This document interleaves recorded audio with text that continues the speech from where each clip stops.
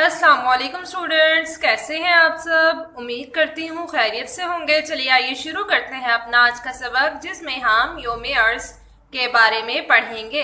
तो स्टूडेंट्स, जैसे कि हमने पिछले लेक्चर में कुछ कुदरती वसाइल के तहफ़्फ़ुज़ के बारे में कुछ तरीके पढ़े थे, जिनमें था कि कुदरती गैस बचाई जाए, बिजली का इस्तेमाल कम से कम किया जाए और इसके अलावा पानी का ज़या भी कम से कम किया जाए और चीज़ों को रिसाइकल किया जाए ताकि वो दोबारा काबिल इस्तेमाल हो सकें। और इसके अलावा टिश्यू पेपर का कम से कम इस्तेमाल किया जाए ताकि कागज़ की तैयारी के लिए दरख्तों को कम से कम काटा जा सके।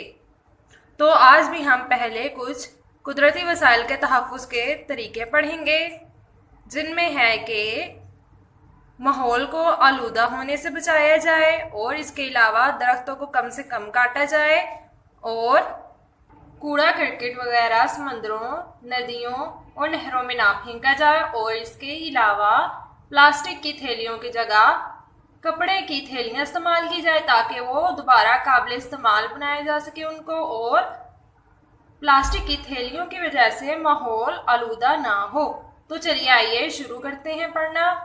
तो स्टूडेंट्स, अपनी किताब का सफ़ा नंबर 30 खोलिए। यहाँ पर कुदरती वसाइल के तहफ़्फ़ुज़ का तरीका नंबर 6 दिया गया है, जो कि है अगर एक दरख्त काटा जाए तो उसकी जगह एक से ज़ायद दरख्त लगाए जाए। इससे फ़ज़ाई आलूदगी कम करने में मदद मिलेगी।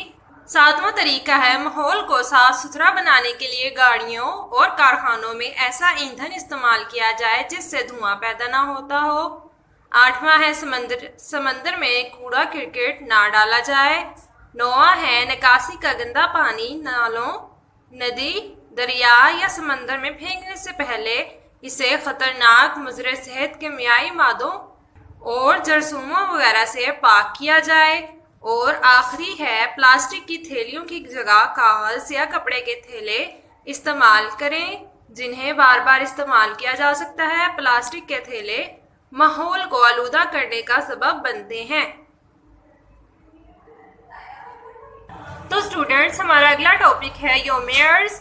योम अर्ज हम हर साल 22 मार्च को मनाते हैं। इसमें हम दुनिया को साफ सुथरा रखने के लिए इस दिन मुख्तलिफ तकरीबात मुनक्किद की जाती हैं और इसमें माहौल को साफ सुथरा रखने के लिए शजरकारी की जाती है और इसके अलावा गलियों और मोहल्लों को साफ सुथरा रखने के लिए उनकी सफाई का ख्याल रखा जाता है। तो स्टूडेंट्स, अब हम पढ़ते हैं योम अर्ज।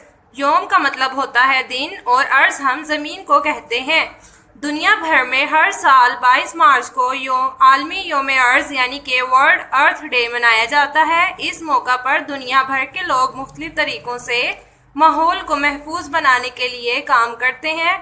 लोगों में माहौल के तहफ़्फ़ुज़ से मुतल्लिक शऊर पैदा करने के लिए मुख्तलिफ तकरीबात मुनक्किद की जाती हैं और माहौल के तहफ़्फ़ुज़ के लिए लोग रज़ाकाराना तौर पर साहिलों, पार्कों और गली कूचों की सफाई के अलावा शजरकारी भी करते हैं। और हमारा ये फ़र्ज़ बनता है कि हम सिर्फ एक दिन नहीं बल्कि हर रोज़ ज़मीन को साफ़ सुथरा रखने के लिए ये काम करें।